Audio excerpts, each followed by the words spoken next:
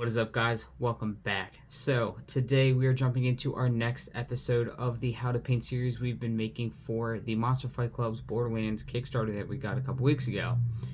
And we're getting through it now, but now we have to step up our game big time. The reason behind that is, when you have one character at a time, like the Vault Hunters or Claptraps, like specific Claptraps, you could do one of those at a time. You could technically do what I'm doing one at a time as well, but it is more efficient when you do them together. So we're not only doing one model today, we're not even doing two models today, nor are we doing three models. We are doing 4 Psycho Bandits.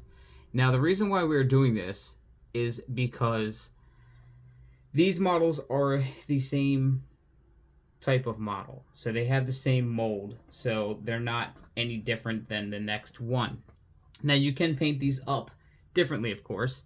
You can change the hairstyle because these do have the Mohawks. You can change the hairstyle a little bit, like the color, and that's probably what I'm going to do because I like to have a little bit of different stuff going on with the characters. The only ones I probably can't really change are like the Marauders. Like they're kind of like that's how they just look in the game. You can't really change them too much. But anything with hair color, you can definitely change those. Be a little bit different, spice it up a little bit, and try to change it up on the table so nothing looks like the same model. We do have this set of 4. The next, like the Marauders, they are 4. We have some female. We have like 3 females, 2 different types of females, 3 each. We have more Psycho Bandits, 3 each. Some are, I think some are 4 still. We still have a decent amount, but we want to do these all in the same, so.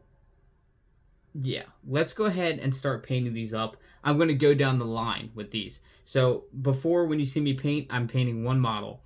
I'm going to try to show you guys how I do this. So every step that I do with painting, I'm going to do it on all of the models.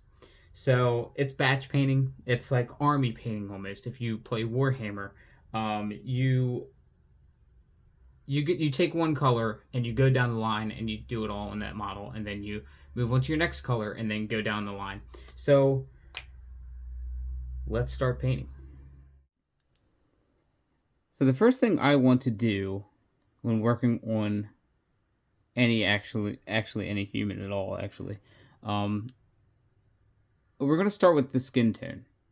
It does take up a good portion of the model, so basically half the model is skin tone because they are shirtless. So what we're going to do is we're going to use a brown rose as our base. So you want to hit the whole chest area, the neck area, down the arm to the wraps, fingertips, down the arm to the wraps, and the back of the head here and neck. And then once we do it on this model, we do it on the rest of the models. And then go into the next color. So we have the brown rose skin base coat on there. Next thing we want to do is we want to start our orange. Now with the orange I'm going to use on my Psycho pants, I'm going to use the cadmium red. That is an orange, and it's a really cool orange. It is the exact orange that I use to paint the names of each character on their base. I like that orange. I think it's really nice, but you can use any orange. Just keep that in mind. If you have a different orange, you can use it. But we're going to use cadmium red, and we're going to hit all of the pants up. We're going to avoid any belts or straps, and we're also going to avoid like the grenades on the side there, the knife. It looks like there's a knife here on the side, and we are also going to avoid the shin guard and knee pads, because they are also, they're like metallic. That's like armor.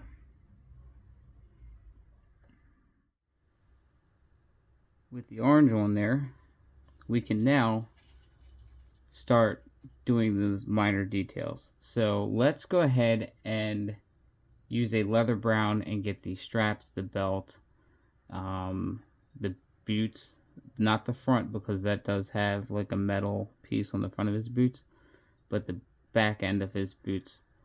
So let's go ahead and get the straps and everything all brown. Also behind his mask will be brown as well.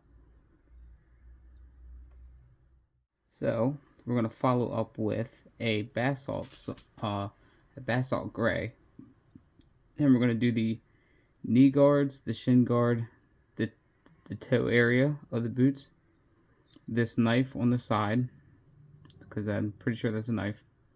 Damn sure it looks like a knife. We're also going to do, not the handle of the knife, but we're going to do these 3 grenades on his waist and the grenade in his hand.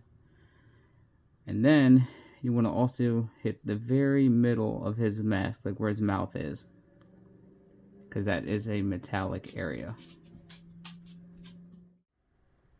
We are now going to use a pale sand, and with the pale sand we're going to do the arm bandages on his arm. Then we're going to move on to a white, because his mask is white, and also technically his hair is white too, but we have to do some like coloring within it. So yeah, we're going to go ahead and start with the pale sand and then move on to the white. Let's just do this in one go. So pale sand, like I said, for the 2 arms, and the white is only for the mask and hair. So avoid the little middle piece where the mouth is. Try to avoid the eyes as well, because we want them to be a little bit darker. But you can put a dab of white in there, because we are going to use a speed paint to make it look like it's glowing. Now you want to take an orange and you want to carefully paint the vault symbol on the mask. After you get the mask painted on, now we can dry brush some metallics on the metallic areas, and then we'll be ready to put on some glazes. Now we can put on our glazes. So we use speed paints here to do our shading, so we use them almost as a glaze. So I like to do the traditional painting and then enhance it with speed paints. Now you can do a Zenithal paint job and then just use speed paints if you want a quick, easy way to do this. But I think you get a better effect if you use those to enhance the paint job you're already doing. So we are going to avoid all of the skin. Okay, we're going to use a Gravelord Gray on everything that is not leather or skin. Then with the leather, we're going to use a leather brown, and then we are going to pick a speed paint color. Could be red, blue, whatever. We're going to use that for the hair, and we are going to use a blue speed paint and put it in the eyes, just a little dab in there, so it gives it like the glow effect of the blue eyes that these Psycho Bandits usually have in Borderlands. So as you guys can see, I'm letting these guys dry right now. I'm going to put a Rhinox hide on each one of these. They all have different hair colors, so I just want them to be a tad bit different from each other, even though they're the same model. You can always paint things differently. Different hair colors, different wild, wacky hair colors, especially with these Mohawks, would be really cool.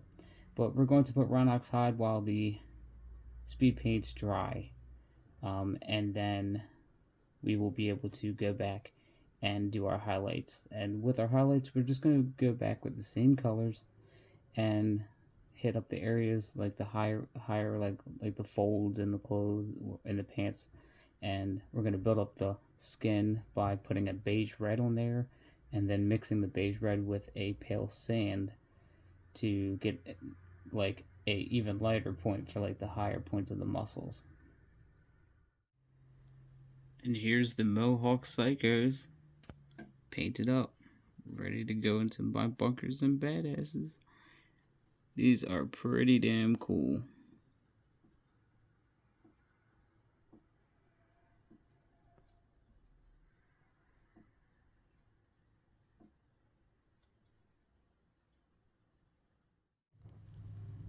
They look like the Rainbow Brothers. But yeah, this definitely did take a lot longer than usual.